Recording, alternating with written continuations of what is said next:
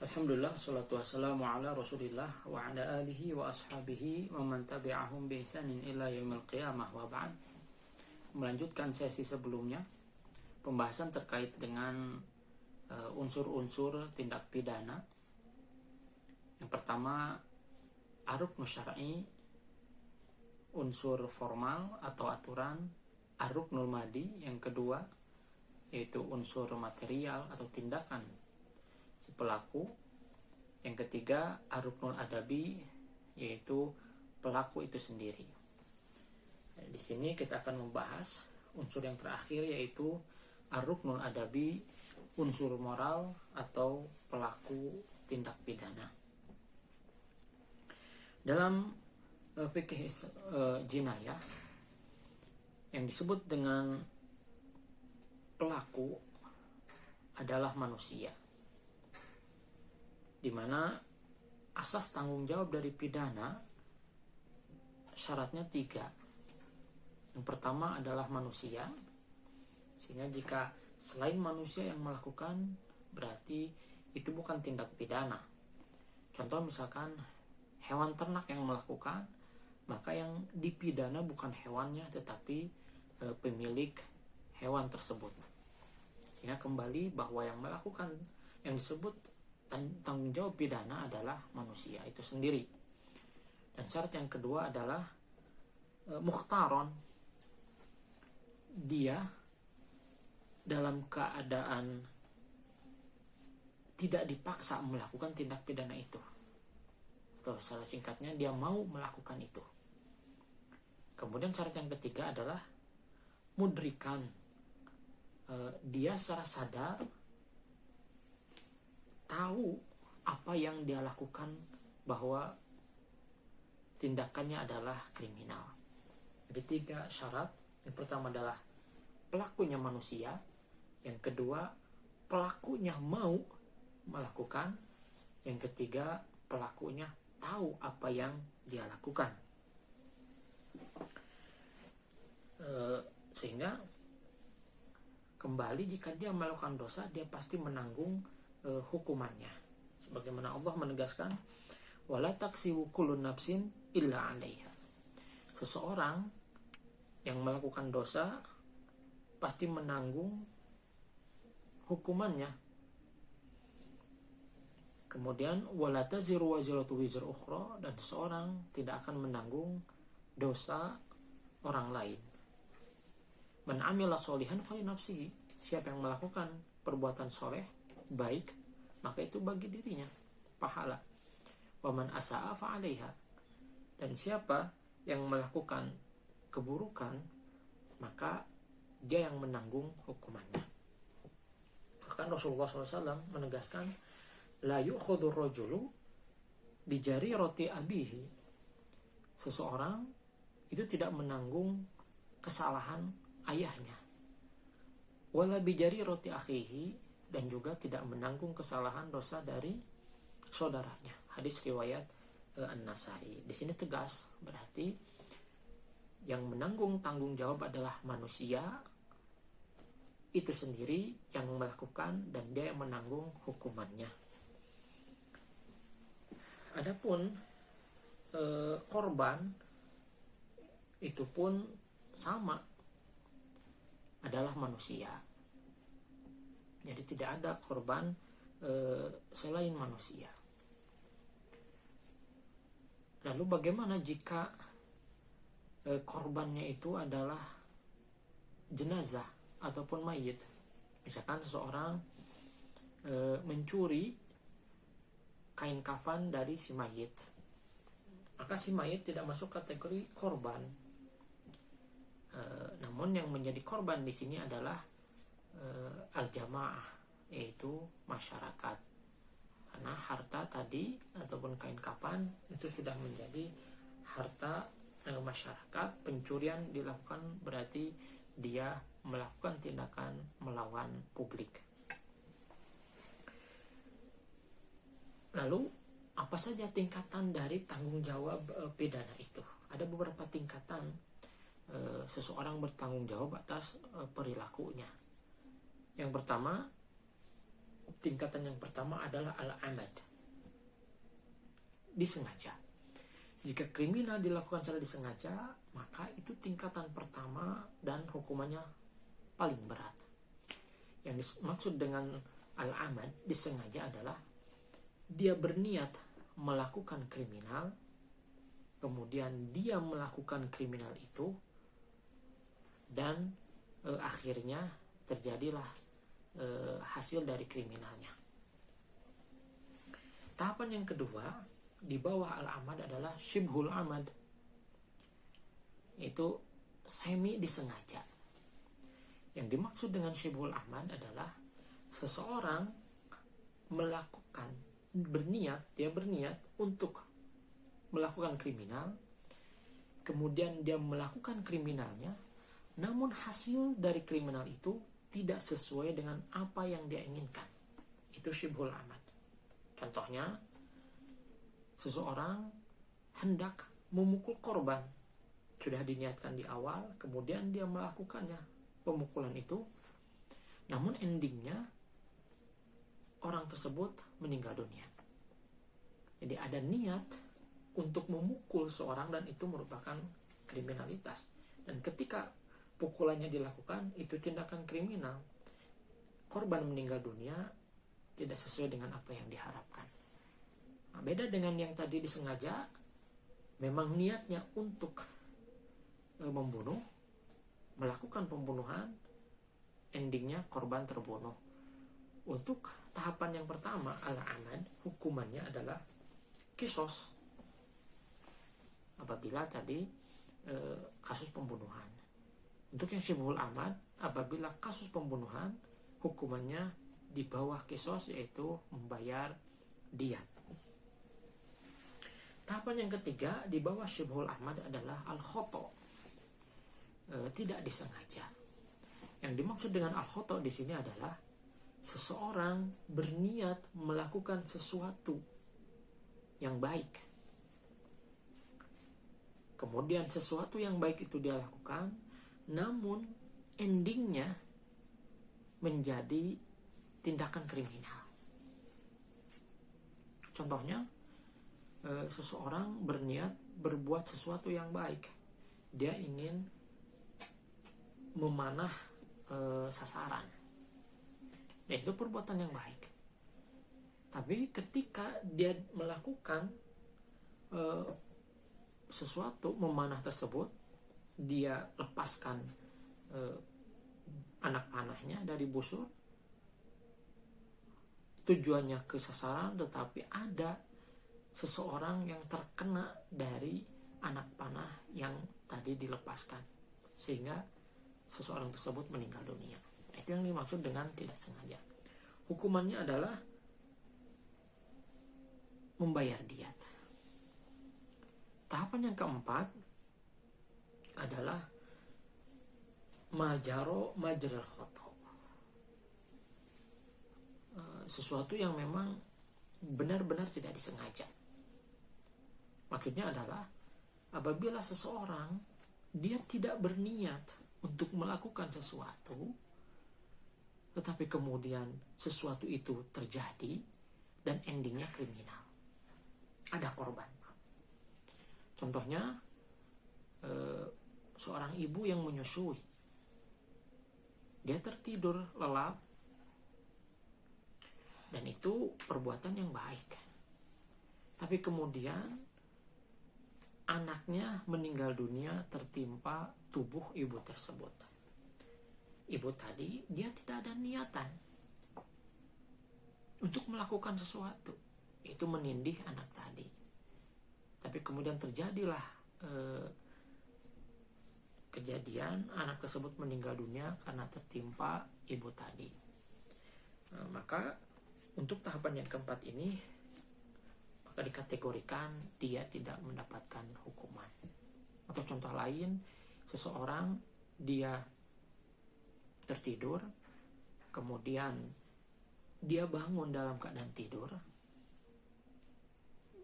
masuk ke dapur membawa pisau, kemudian menusuk seseorang, kembali lagi ke kasurnya dan melanjutkan tidurnya.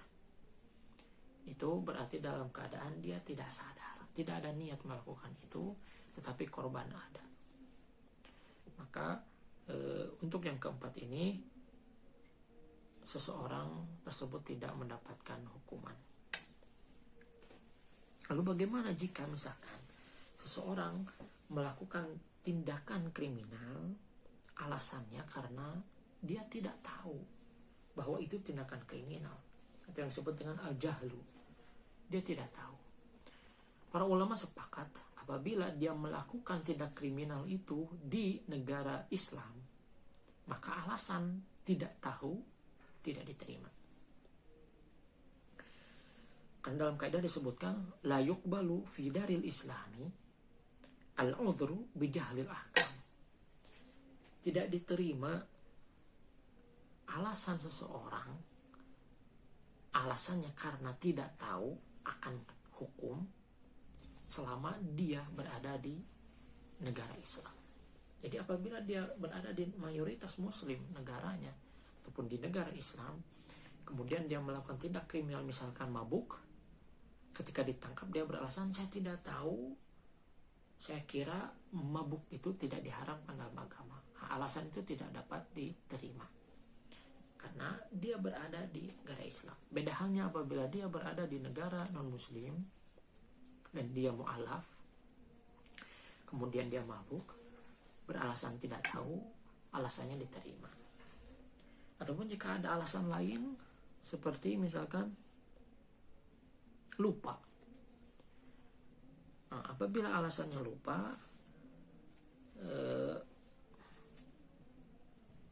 ini tidak mendapatkan hukuman selama tindakannya itu merupakan tanggung jawab akhirat. Contohnya apabila saum, kemudian dia lupa memakan sesuatu, maka tidak gugur saumnya, tidak batal dan dilanjutkan. Beda halnya apabila tindakannya itu ditujukan atas tanggung jawab duniawinya. Misalkan dia lupa mengambil laptop, ternyata itu laptop bukan miliknya, maka tetap saja ini dihukumi. Untuk apa? Dihukumi untuk mengembalikan laptop tersebut.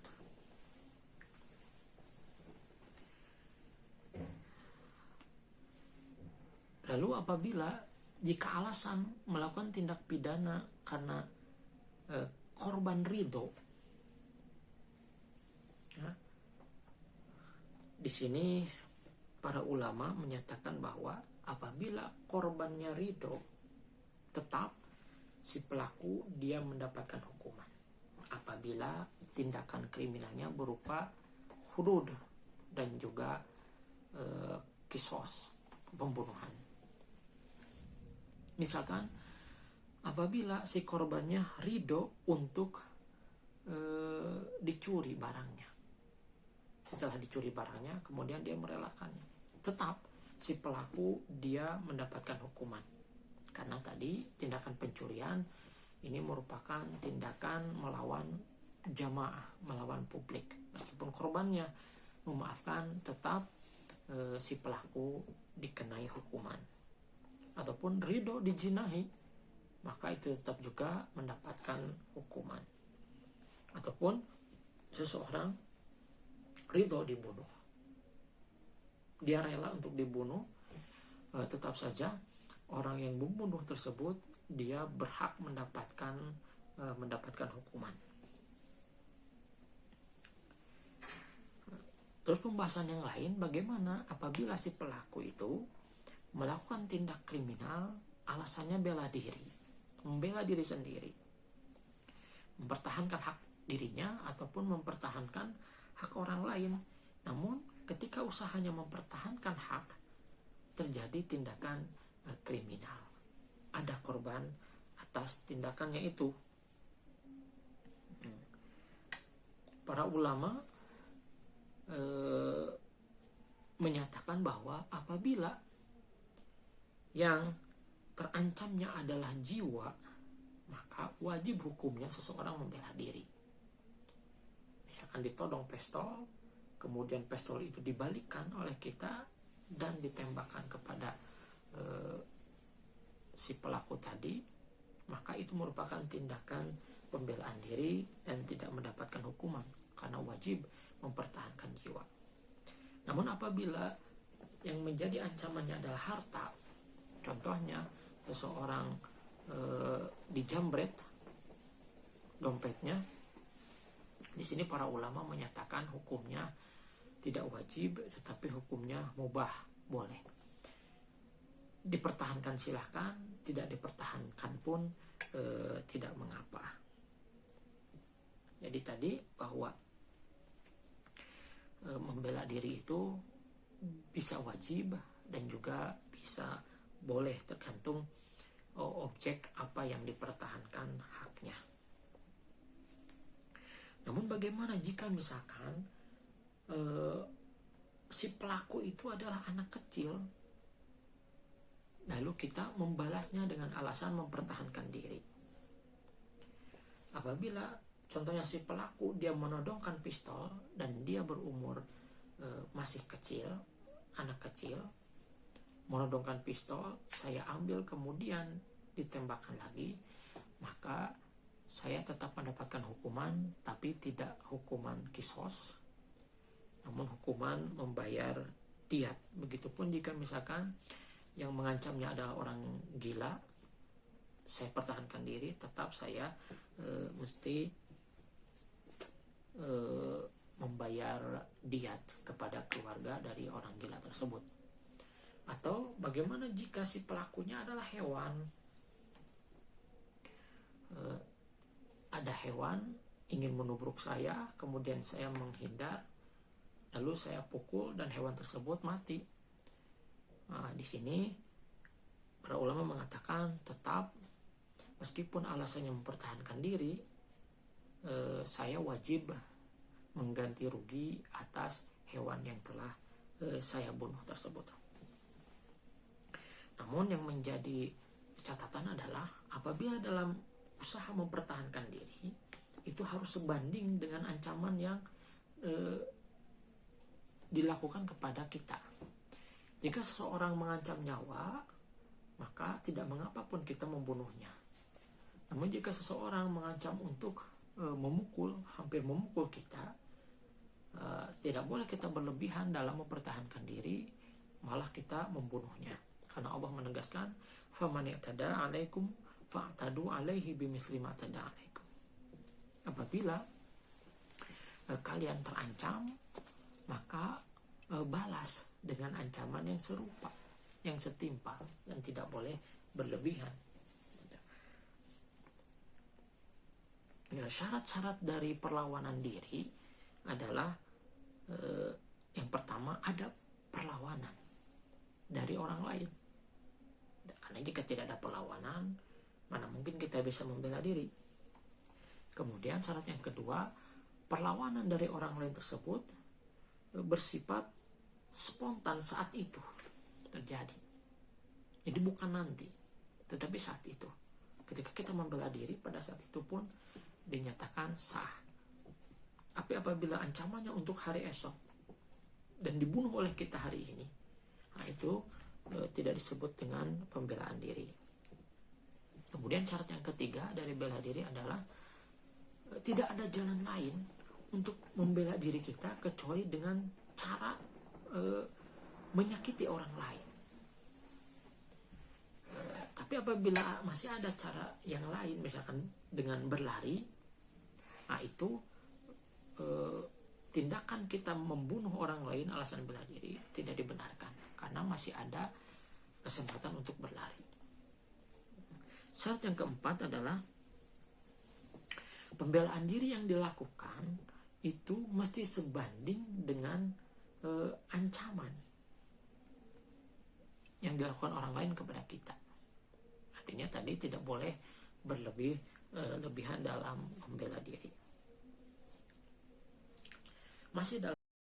Masih berbicara terkait ar-ruknul adabi, unsur moral, yang kaitan pembahasannya tentang pelaku tindak pidana.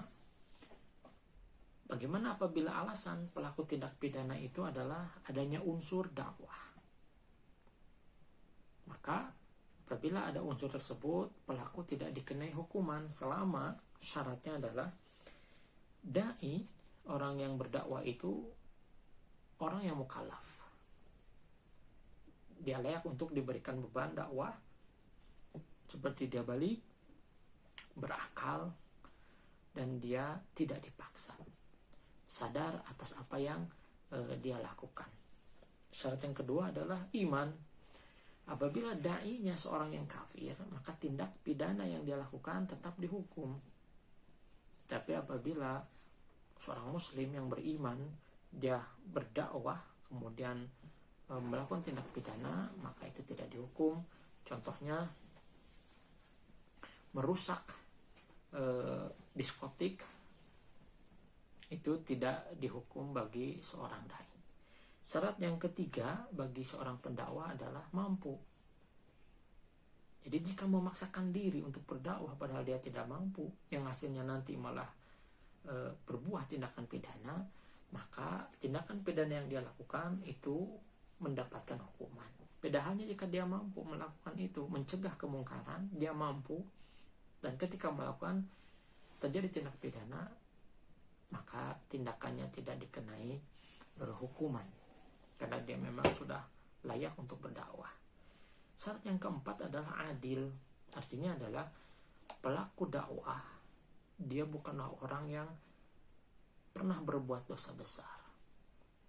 Apabila orang yang fasik, pelaku pembuat dosa besar, dia berdakwah kemudian menghasilkan tindak pidana, maka tetap tindakannya itu mendapatkan hukuman. Lalu selanjutnya, bagaimana jika alasan tindak pidana yang dilakukan karena ada unsur mendidik? Contoh, orang tua mendidik anaknya kemudian memukul anaknya, atau suami memukul istrinya, atau guru memukul muridnya dengan alasan karena ada unsur mendidik. Jika alasannya seperti itu dan dengan syarat-syarat yang ditentukan, maka tindakannya tidak masuk kategori berbuah hukuman. Contoh tadi, suami apabila sudah melakukan beberapa tahap sebelumnya sebelum memukul istrinya, seperti menasihati, pisah ranjang, tapi tidak berubah istrinya, kemudian dipukul, maka pukulannya itu tidak berbuah hukuman. Ataupun orang tua memukul anaknya setelah dinasihati, diajarkan beberapa kali, tapi masih melakukannya, kemudian dipukul. Dan selama pukulannya itu ghair mubarrih, tidak sampai menyakiti, dan pukulannya itu tidak di tempat-tempat yang sensitif, contohnya seperti tenggorokan, wajah, maka itu tidak berbuah tindakan pidana yang berhak untuk dihukum. Begitupun dengan guru, sama halnya seperti orang tua yang memukul anaknya. Apabila unsurnya mendidik, itu tidak berbuah hukuman. Terus, bagaimana jika pelakunya itu melakukan tindak pidana alasannya karena dipaksa? Contoh, seseorang mabuk karena dipaksa oleh orang lain dengan ditodongkan pistol di kepalanya. Maka orang yang mabuk tadi, dia tidak dikenai hukuman karena dipaksa. Rasulullah menegaskan, rufi'a an ummati al-khata'u wan nisyan wa mastukrihu alaihi. Umatku tidak dicatat amalannya selama dia tidak sengaja atau lupa atau dipaksa. Namun tindakan pidana alasan karena dipaksa itu tidak dihukum jika ada beberapa syarat. Syarat yang pertama adalah ancamannya nyata. Jadi orang lain yang mengancam ini benar-benar kenyataan, bukan hanya sebatas khayalan ataupun isu. Syarat yang kedua, ancamannya terjadi pada waktu itu. Jadi jika ancamannya itu di esok hari, kemudian dia melakukan terpaksanya di hari ini, itu tidak berlaku dipaksa. karena ancamannya terjadi esok hari, bukan sekarang. Kemudian syarat yang ketiga adalah yakin bahwa si pelaku yang mengancam itu dia pasti bisa melancarkan ancamannya. Misalkan jika si pelaku dia mengancam untuk membunuh dengan pistolnya, dia menodongkan pistolnya ke saya, maka itu sudah dipastikan dia mampu melakukan itu. Tapi dia mengancam dengan pistol, namun maaf, pelakunya tidak memiliki tangan kanan ataupun kiri, mengancam dengan pistol itu merupakan ancaman yang tidak mungkin terjadi. Kemudian yang keempat, seseorang dikategorikan dipaksa adalah apabila dia yakin bahwa apabila ancamannya tidak dipenuhi, orang tersebut benar-benar akan melakukan perbuatan zalim kepada dia. Namun jika tidak yakin, maka itu bukan sebuah ancaman dan dia tidak masuk kategori dipaksa ketika melakukan sebuah tindakan kriminal. Selanjutnya, bagaimana jika misalkan si pelaku tindak pidana itu mabuk? Contoh, dia mabuk kemudian dia mencuri. Apakah tindak pidana pencuriannya dihukum ataukah tidak? Nah, kita bedakan, ada dua macam orang yang mabuk. Yang pertama ada yang disebut dengan mabuk mubah, boleh. Yang kedua ada yang disebut dengan mabuk haram, mabuk yang diharamkan.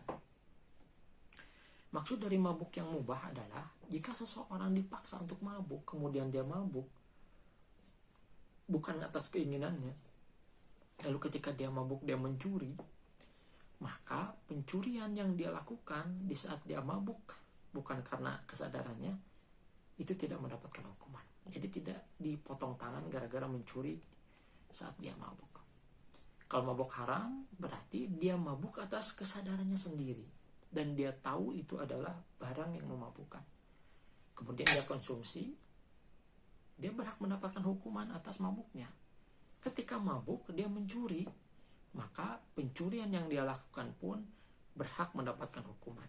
Di samping tadi dia dihukum karena mabuk, juga dia dihukum karena pencuriannya. Terakhir, bagaimana jika si pelakunya itu anak kecil? Pelaku tindak pidana itu masih kecil. Yang dimaksud dengan anak kecil di sini, dia belum balik. Laki-laki ditandai dengan bermimpi, perempuan ditandai dengan haidnya. Jika belum balik, berarti anak kecil. Jika anak kecil melakukan tindak pidana, apakah dihukum ataukah tidak?